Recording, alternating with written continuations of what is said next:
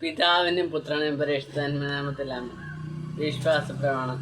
സർവശക്തനായ പിതാവാകാശത്ത് ഭൂമിയുടെ സൃഷ്ടാമായ ദൈവത്തിൻ്റെ ആശ്രയിക്കുന്നു. അവിടുത്തെ പുത്രൻ ഞങ്ങളുടെ കർത്താവായ ശംശാനെ ആശ്രയിക്കുന്നു.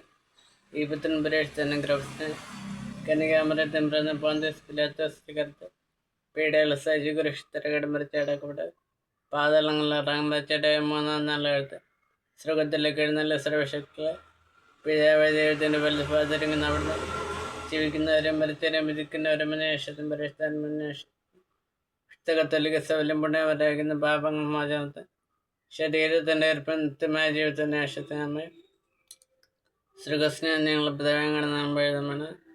ഞങ്ങളുടെ രാജ്യം രാമായണ തിരുമനസ് ശ്രീകത്തിൽ പലിഫും മലമണമേ അന്നു വീഴുന്ന അറിയുന്ന ഞങ്ങൾക്ക് നമ്മൾ ഞങ്ങളോട് തെറ്റ് ചെയ്യുന്നവരോട് ഞങ്ങൾ ക്ഷമിക്കുന്നവരെ ഞങ്ങൾ തെറ്റും ഞങ്ങളെ ക്ഷമിക്കുന്നു.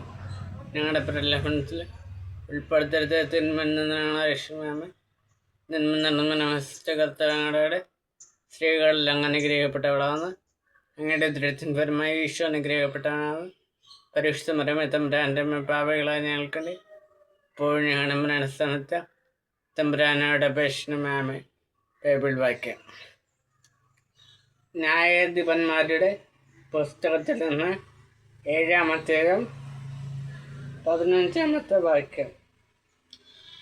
സ്വപ്നവും അതിൻ്റെ വ്യാഖ്യാനവും കേട്ടപ്പോൾ ഗിദെയോൻ ദൈവത്തെ വണങ്ങിയവൻ ഇസ്രായേലിൻ്റെ താവളത്തിലേക്ക് തിരിച്ചു ചെന്ന് പറഞ്ഞ്, എഴുന്നേൽക്കുവൻ, കർത്താവ് മിദ്യാൻ സൈന്യത്തെ നിങ്ങളുടെ കരങ്ങളിൽ ഏൽപ്പിച്ചിരിക്കുന്നു.